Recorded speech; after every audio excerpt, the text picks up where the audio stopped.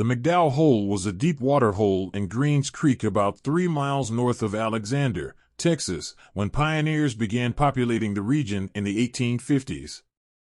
Big Jim McDowell, one of the area's first settlers, received title to the property in 1860. Water sources were critical to pioneer families during that era.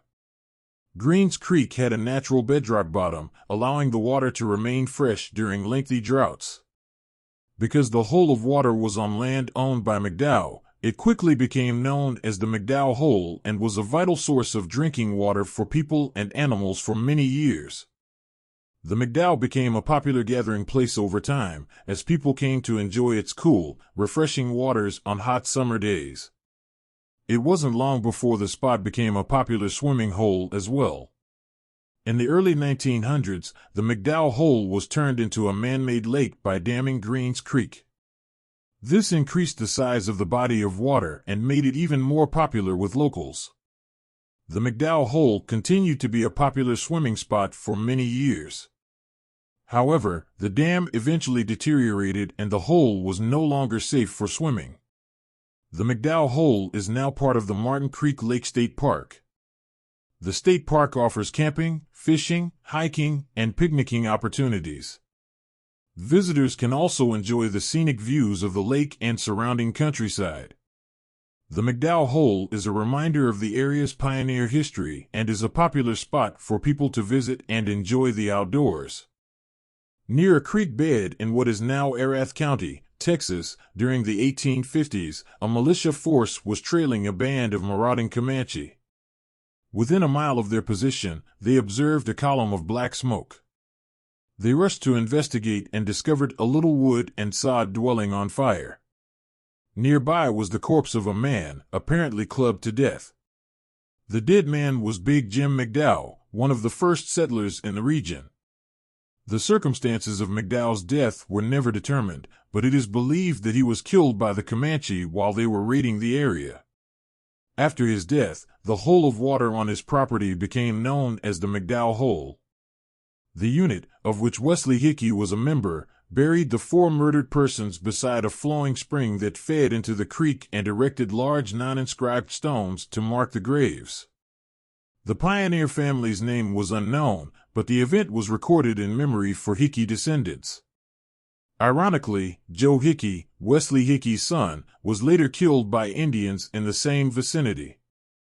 Joe Hickey was a young widower in 1909 when his wife died.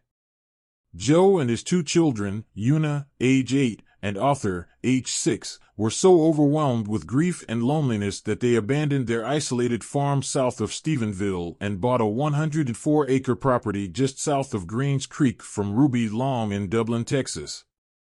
This was the former site of the McDowell homestead and the place where 4 family members had been murdered by Indians. The graves were still there, marked by large stones. It is not known if any of these were actually related to the original family, but they became part of local lore. This is an area where many trails crossed Greens Creek, and it was here that the Hickeys were attacked by Indians in July 1909. Joe Hickey and his 2 small children, Una and Arthur, were murdered by a raiding party of Indians while they slept in their farmhouse beside Greens Creek. The house was burned and the bodies mutilated. As with the McDowell family, the attackers were never identified or apprehended. Una and Arthur Hickey's graves are beside those of the McDowell family on a hillside overlooking Greens Creek. The stones that mark the graves are inscribed with the following: in memory of Una Hickey, murdered by Indians July 4, 1909. Aged 8 years, 2 months, 22 days. Also Arthur Hickey, brother of Una, murdered by the Indians July 4, 1909. Aged 6 years, 8 months. The first house on the property was built in 1825, when Joe Hickey bought it. There were 2 houses on the farm when Joe and his family moved in. One was used by tenant farmers, Norton and Pearl Sewell, who were busy with the cotton harvest. Bill Keith had previously owned one of them. After encountering the ghost that haunted it, he had moved his family out and into the other house. The second house was said to be haunted by the ghost of a young woman. The apparition was first seen by Bill Keith's wife soon after they moved in. She described it as being that of a young woman in a white dress who appeared in the doorway of the room where the children slept. The woman's hair was long and flowing and her eyes were sad. The apparition appeared several more times to Mrs. Keith, always in the children's room, until one night it appeared in her own bedroom as she was getting into bed. She screamed, and the figure vanished. After that, the family refused to stay in the house any longer and moved into the other house on the property. When Joe Hickey and his family moved in, they were not aware of the ghost's existence and so were not bothered by it. However, soon after they settled in, strange things began to happen. In the middle of the night, the family would be awoken by the sound of someone walking around upstairs. When they went to investigate, they would find nothing. Items in the house would be moved from one place to another, and strange noises would be heard coming from the empty rooms. One night, Mrs. Hickey was in her bedroom when she heard footsteps coming up the stairs. She called out to her husband, but there was no answer. The footsteps came into the room and she felt someone sit down on the bed beside her. She turned on the light and saw the figure of a man sitting there. He had long hair and was wearing a buckskin shirt. He looked sad and his eyes were full of tears. Mrs. Hickey asked him who he was and what he wanted, but he did not answer. He just sat there looking at her. She turned off the light and lay there in the dark, too afraid to move. After a few minutes, she heard the footsteps leave the room and go downstairs. Mrs. Hickey told her husband about the intruder, but he didn't believe her. He said it was probably just a dream. However, the next night it happened again. This time Mrs. Hickey was sure that it was not a dream. The figure came into the room and sat down on the bed as before. She turned on the light and saw that it was definitely a man this time. He was wearing the same buckskin shirt and had long hair, but his eyes were different. They were cold and hard, like a snake's. Mrs. Hickey asked him again who he was and what he wanted, but he still did not answer. He just stared at her with those cold, hard eyes. She turned off the light and lay there in the dark, terrorized by the intruder. She could hear him breathing in the darkness and she knew that he was still there, watching her. The next morning, Mrs. Hickey told her husband what had happened again. This time he believed her and said that he would go into town and get a gun. When he returned, he went upstairs to his wife's bedroom and found the intruder sitting on the bed. He was wearing the same buckskin shirt and had long hair, but his eyes were now empty sockets. Without saying a word, the man rose from the bed and walked toward the window. Joe Hickey took aim and fired, but the bullet went right through the man and embedded itself in the wall. The man turned and looked at Joe Hickey with those empty eyes, then walked through the wall and vanished. Joe Hickey never saw the intruder again, but he always suspected that it was the ghost of Bill Keith's wife. He never told his family about what happened, but he did have the house torn down shortly after. By 1920, only a few of the home's walls were still standing and had been incorporated into the Hickey family's cow pen, which included a long rock-walled shed where the original house had been built in the 1850s. As a reminder that previous people had come before them, the rock base of a doorstep flush with the ground was in the cow pen gateway. Joe was told by the Sewells that the home was haunted when he moved in. Joe informed them he'd heard the gossip, but didn't believe it much. Norton remarked that they had not seen the ghost, but that they were aware of several respectable individuals who had as far back as the 1870s who claimed to have seen it. After Joe married Bessie in September 1911, life again became worth living. In 1916, Bessie gave birth to their second daughter Dialetta, who would later recall her childhood experiences growing up on Greens Creek and the family's encounters with the legendary ghost of the McDowell Hole. At the age of 80 in 1996, she published a book about her wonderful memories entitled Hickey Pioneers. The book isn't a ghost story, but rather a family history. However, several descriptive chapters of the family's encounters with the ghost of the McDowell Hole contribute more credible evidence that something from beyond the veil may have been haunting the land that her family loved in Greens Creek's Hollow. When Dialetta was an infant, her mother was sitting on the front porch one afternoon. A woman in a flowing white gown came down the road toward their home, and she called out for Jewel to bring another chair onto the porch. Company was coming. When Jewel and Dialetta brought the chair outside, no one was there. Her mother looked up the road in astonishment and stated that someone had come down it when she saw her parents walk by. As twilight fell, I hurried to the back door. When I opened it, she was gone. At first, she thought that it was their neighbor, Myrtle Jordan, arriving for a visit. She was tall and willowy in a lengthy dress. The Hickey's mother was obviously perplexed as to how anyone could simply vanish in her presence. The occurrence distressed the whole family, but it would just be the first of several encounters with the ghost for the Hickeys. Dialetta recalled that her father, Joe Hickey, returned from the barn a few minutes later and took a seat in Jewel's chair. He inquired whether his wife believed it to be a genuine spirit, and she responded by saying no quickly. One afternoon about 1922, a buggy carrying two strange men pulled up and stopped in front of the Hickey home. The two men got out and introduced themselves to her father Joe, who'd met them at the front door. They asked permission to camp on the creek because they wanted to do some fishing near the old McDowell Hole. Joe told them about a good campsite. They said they hoped to catch some fish to cook for supper. Making their stop brief, they were soon on their way down to the creek. When the sun rose the following morning, Dialetta and Jewel went down to the creek for fresh water, only to discover that several men had set up camp near the road leading to the spring. Their horse was secured to a tree. The men had not built a fire, but there were some twigs of wood piled nearby in a clearing not far from their automobile. When they returned home with their pails full of water, they told their father that they had happened upon the camp and there was no evidence that the men had spent the night there. Joe immediately went to check it out for himself and water the horse. The girls tagged right behind him. After she had finished eating, Misty mounted up and headed home on foot. Joe took the thirsty horse to water a short way down the creek from the spring. The men had been fishing in their location, as evidenced by two cane poles floating in the water and a stringer of fish near them.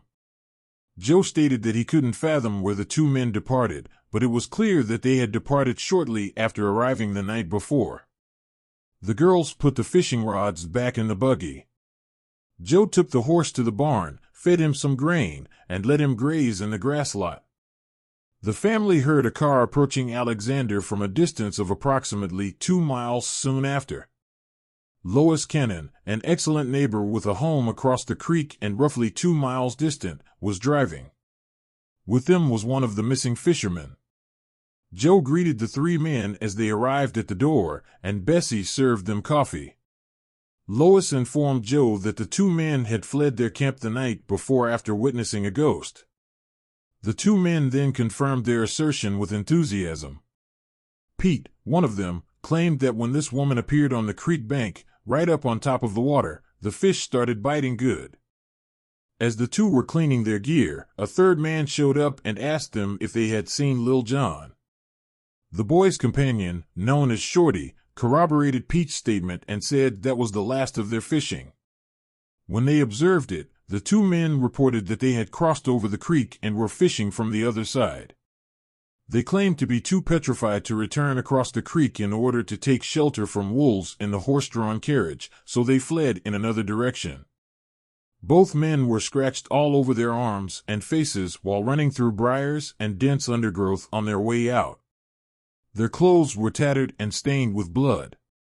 The men made their way across the fields and woods until they came upon Mr. Cannon's home, which was lit up. The group stayed the night at the Cannons until Lois could return Shorty and Joe to the Hickey family for their horse and wagon. Joe claimed he had never seen a woman walk on top of water as gracefully as if she were walking on land, to which Shorty replied that he hadn't either. Pete stated that he wouldn't go back there at night for $1 million, said Joe. Lois returned to her home, and Joe brought the men's horse and assisted them with their wagon. The Hickey family took the event rather more lightly than others had, believing it was more amusing than frightening. That was the last time anyone saw Pete or Shorty in any location near the McDowell. One evening, many months later, Joe had an odd experience. In the middle of the night, while going to the kitchen for a drink of water, he was kissed on the cheek by an unknown creature. It was completely inexplicable to him. He stretched out his hand in order to grab the person whom he thought was playing a joke on him, but no one was there. With a kerosene lamp in hand, he went through the house but found no one.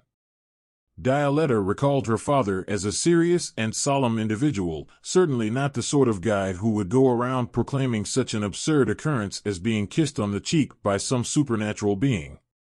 Joe was sure he'd felt the lips and heard the smack, but there was nothing else there. Joe and Bessie were simply too caught up in their day-to-day lives to speculate about what had happened. They knew only that it was something more than nature's ordinary course of events. Dialetta Hickey married C.E. Watson, the son of Mr. and Mrs. James and Luella Watson from Leon County, Texas, in October 1933. They had been married for only a few days when they stayed with her parents on the farm before going to bed for a nap. When Dialetta awoke in the middle of the night, she heard her spouse calling out to her mother across their marital bed. C.E. yelled out to Bess in the dark of night, wondering what she was doing primping in the dark. Bess responded from the other room on her side of the house. The two bedrooms were side by side with no corridor between them. Dialetta's mother walked through wearing a bathrobe over her gown, carrying a kerosene lamp in her hand. C.E. said he had just observed a woman standing in moonlight next to the dresser doing something to her hair, which he thought was Bess, so he called out to see what she was up to. The figure vanished when he referred to her as the lady. That night, according to him, the moonlight was bright, and in front of that window the light was almost as bright as day. He stated that the woman was facing the dresser, perhaps fixing her hair. Bess asked C.E. if he'd heard of the McDowell Hole ghost. While staying with his sister and her husband, Viola and Bunt Westmoreland, he stated that he had seen a woman who vanished. They resided on the Maloney Place, near the Greens Creek Fork. He was returning home from Alexander late one night when he reached the point where the road crossed the branch. A woman in white emerged from somewhere. Even her shoes and stockings were snowy white. She walked through the thick muck in that branch and her shoes remained as clean as ever. He stated he'd met her face to face. She vanished just like this woman did in front of the mirror, and he took off running.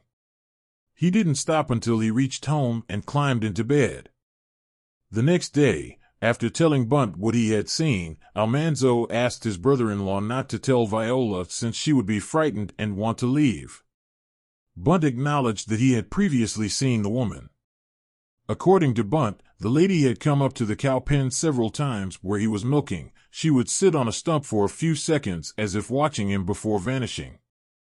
Many believe that something haunts the old McDowell Hole on Greens Creek in Erath County, but what about more recent sightings? Is the ghost still active? In 1998, Clendenin posted on her website a word edgewise, claiming she had received a phone call from a guy in 1996 who said he and a female companion decided to go investigate the ghost's haunt on a bright moonlit night at around 1:30 a.m. As the couple approached the bridge close to the McDowell, the woman became too terrified to get out of their car, so the guy opted to walk downstream alone in order to discover anything he could discover. The woman became bolder as they watched the figure of a lady emerge from a mist-like column. Although her facial features were hidden, there was no doubt about the woman when she displayed her newborn. The terrified pair didn't hang around to find out what happened next, disappearing into the night. So, does Jenny Papworth still haunt the area around McDowell's Hole to this day? Perhaps there is only one way to find out for sure. Feeling brave?